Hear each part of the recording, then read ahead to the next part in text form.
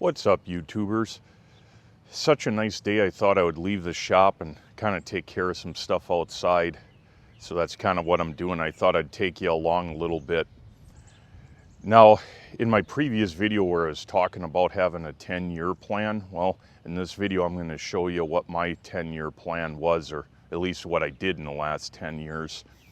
Now, I'm not actually, much of a welder. I don't weld full-time. It's more of a hobby, but what you could say was my full-time job was restoring stuff. So that's kind of what we're going to look at today. But first thing I'll mention here is this crazy tree. If you know what it is, let me know. Previous owners planted it. I call it the Dr. Seuss tree. Pretty wild. It's a pine tree, big pine cones. So anyways, let's move on.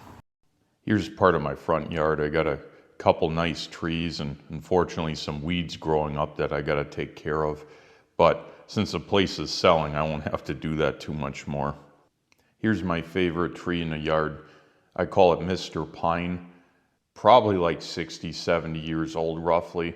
Pretty big pine tree. Only thing I don't like is all the damn pine cones you roll your ankle on. I've already had that happen a couple times on me. Other than that, it's a great tree. Squirrels love it.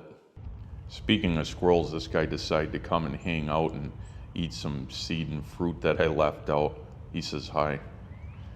Well, let's go and look at my actual shop and what I've been working on for the last 10 years. So about 10 years ago to the week almost, I purchased an old school that was up for sale that was in terrible shape, you could say. And I spent the last, decade basically fixing everything I could.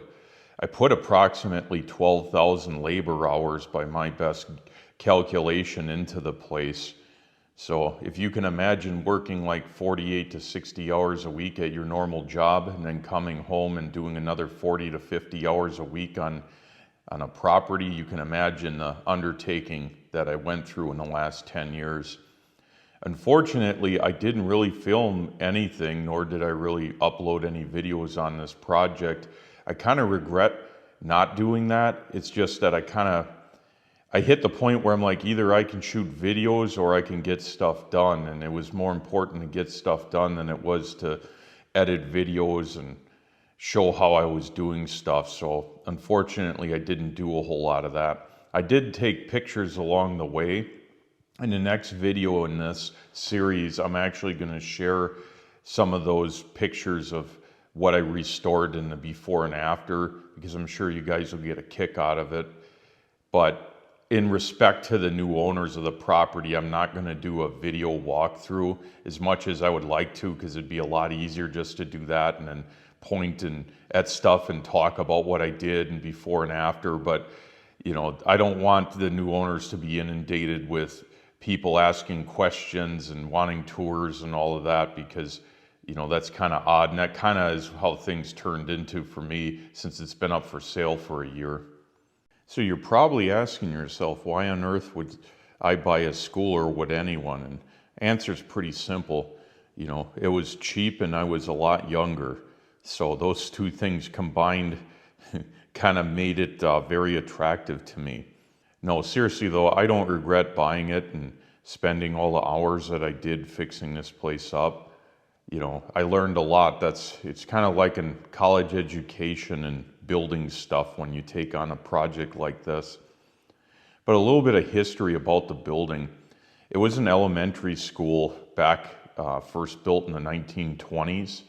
And it was used as an elementary school all the way from the early 20s till the mid-50s. In the mid-50s, they repurposed it as an administration building for the local school board.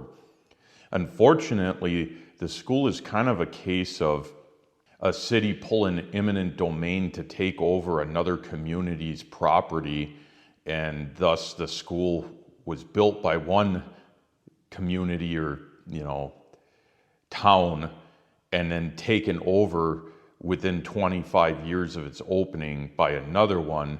And then it was pretty much just, I guess, I don't want to say abused, but complete disregard for the building is kind of what happened to it. And in the mid-50s, basically all the way till the mid-80s, it was used just as an office building for the local school board. And they ripped out all the original trim and I don't want to say, again, I don't want to say destroyed it, but complete disregard for any of its historical character or really upkeeping it properly. Now, this school is actually one of 13 schools that was built by the original town.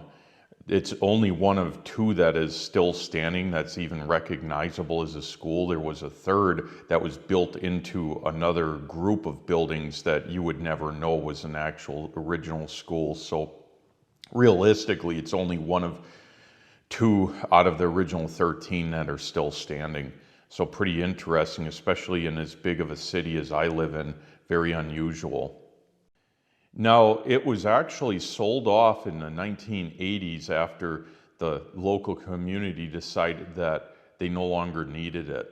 And a school principal for the local schools actually bought it, and under very mysterious, aka likely illegal circumstances, because the building went from institutional commercial school zoning to single family home status overnight without a public hearing or anything.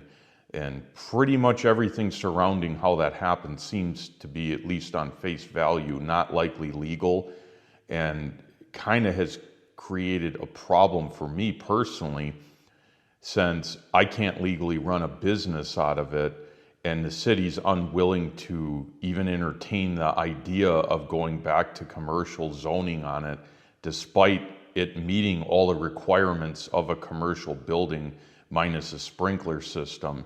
And it's kind of been a frustrating, I guess, time dealing with the city on this. And I think they recognize that what happened with the building was likely not legal. They don't want to get involved with it. And not only that, they have the power to tell me yes or no. And they've, like I said, they're very anti-business here, and they just don't want to work with me or anyone else for that matter. So it's kind of an unfortunate situation. The next question you're probably asking yourself is, why on earth, after putting that much work and years into a place, would I sell it? And that's a great question. When I originally bought it, my plan was just to fix stuff. And well, when you're me and you have terrible anxiety about things that need fixing that aren't, and you have basically a project that's unlimited in size and scope, you pretty much can get tied up with it forever and never be done, which right up my alley. But I kind of hit the point where I want to spend more time doing other things rather than working on the building. And I really enjoy working on it, but I kind of crossed over to the point to where all that's left for the building is just time and money. That's all it needs. There's no longer any challenge in it to me, because the challenge was getting it to where it is today, where I know it's going to be in existence for another 60 to 100 years with minimal work. So once it crested that, the challenge is over and it's just a matter of time, I kind of got bored with it, like most things I'm into. And not only that, having this big of a place as one guy living here alone is kind of a bit ridiculous. And you know, I'm not the kind of person that wants to have a giant house for bragging rights. That's not why I bought it either. It's just that I kind of had a lot of different ideas at the start, and I realized that this isn't the place to do it. I was looking at possibly starting a nonprofit to where I could teach people how to do stuff, such as taking care of your house, welding, whatever. And the combination of the realistically improper zoning of the building combined with the cost of like everything, it was impossible. You know, I'm only one guy, and trying to run a nonprofit plus working 50 to 60 hours a week, plus actually still fixing stuff on the building, there wasn't enough time. It was impossible. So years ago, I just chose to keep fixing stuff as much as I could anyways, and you know, get it to a point to where I know it's going to be around for a lot longer. And then maybe at that point I was going to think about starting the nonprofit, and that's kind of where I'm at now. And I realize that I just don't want to deal with the city anymore. Like it's going to be too difficult to achieve what I wanted with the local community, the city here is just it's not gonna happen. Not to mention the cost of doing so. I mean, I'd be staring down a bill of about $200,000 to build, to make it compliant to even do a nonprofit to where I could, have a school of sorts on site. So as one guy, I'm not going in debt that level to do that. It's ridiculous. And that's kind of why I'm thankful for YouTube, because it allows me to share ideas and completely eliminate all of the bullshit between me and you guys. I'm able to share and teach and do all of that with just no minimal overhead and no bullshit. And it's just so much better because I just don't want to deal with that anymore, if you know what I mean. So anyways, moving forward, this is going to be the first video on the place. I'm going to share probably 2 more videos where I have a lot more pictures, and I'm just going to talk about like before and after and share some of the projects that I've done on the place. Like for example, this gable and the vent and all of that I completely restored, and along with the whole front of the building, all the brickwork I redid myself. And I'm going to get into some of those projects and talk about that in 2 more videos, since I got about under 3 weeks left here. And like I said, I'm going to be pretty respectful and not show certain things just because I don't want the new owners of the property to have a lot of people, stopping by asking questions. I mean, it's inevitable that it's going to happen, but I just want to be respectful of their privacy, and I know very little about them, so I don't really know even what their plans are to do with the building. So I don't want there to be an issue with that.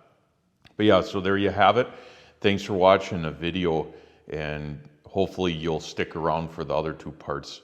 That's going to be where the cool stuff is, where I get to talk about what I did and all of that. So thanks for sticking around.